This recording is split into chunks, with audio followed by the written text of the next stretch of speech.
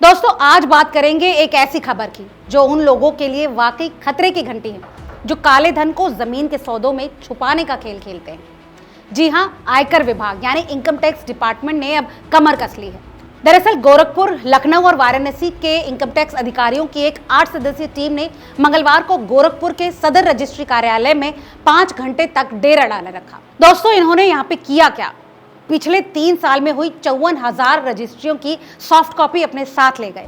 ये कोई मामूली बात नहीं है। इनकम टैक्स डिपार्टमेंट की नजर अब उन सौदों पर है जिनमें 10 लाख रुपए से ज्यादा की रजिस्ट्री हुई और खासतौर पर उन केसेस में जिनमें फर्जी पैन कार्ड का इस्तेमाल हुआ है। दोस्तों सुनने में आया है कि अधिकारियों ने पहली नजर में ही कई फर्जी पैन कार्ड पकड़ लिए।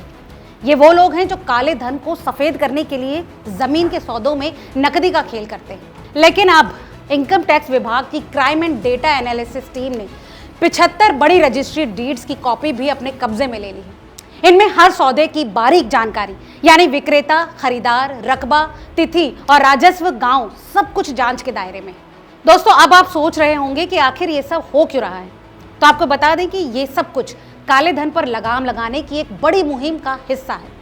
जमीन के सौदों में नकदी का इस्तेमाल लंबे समय से एक ऐसा रास्ता रहा है जिसके जरिए लोग अपनी अवैध कमाई को छुपाते रहे।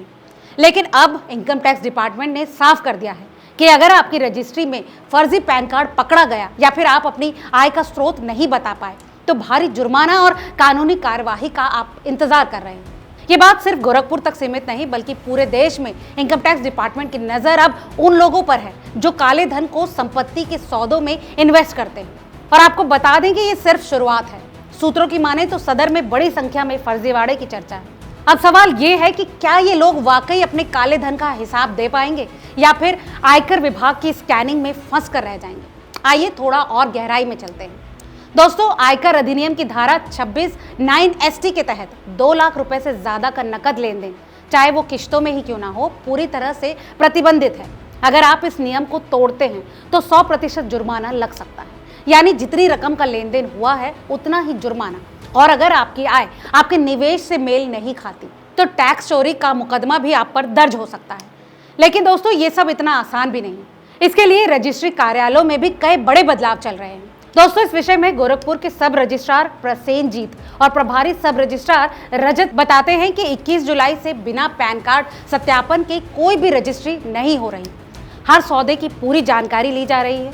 फिर भी सवाल ये है कि क्या ये नए नियम पुराने फर्जीवाड़े को पकड़ पाएंगे? दोस्तों ये सारी कहानी सिर्फ काले धन की नहीं, ये उस सिस्टम की कहानी है जो सालों से चलता आ रहा है। लोग अपनी अवैध कमाई यानी ब्लैक मनी को जमीन में निवेश करते हैं, फर्जी पैन कार्ड बनाते हैं और सरकारी खजाने को चूना लगा देते हैं। लेकिन अब आयकर विभाग की इस नई मुहिम ने साफ कर दिया है, चाहे आप कितना भी बड़ा नाम क्यों ना हो, अगर आपने काले धन का खेल खेला है तो आपकी खैर नहीं। तो दोस्तों आपको क्या लगता है, तो क्या इनकम टैक्स डिपार्टमेंट का ये नया कदम काले धन पर पूरी तरह से लगाम लगा पाएगा या फिर ये भी सिर्फ एक और सरकारी अभियान बनकर रह जाएगा? आप क्या सोचते हैं हमें जरूर बताइएगा, क्योंकि ये देश आपका है और आपकी हर खबर, हर सवाल आपसे जुड़ा है।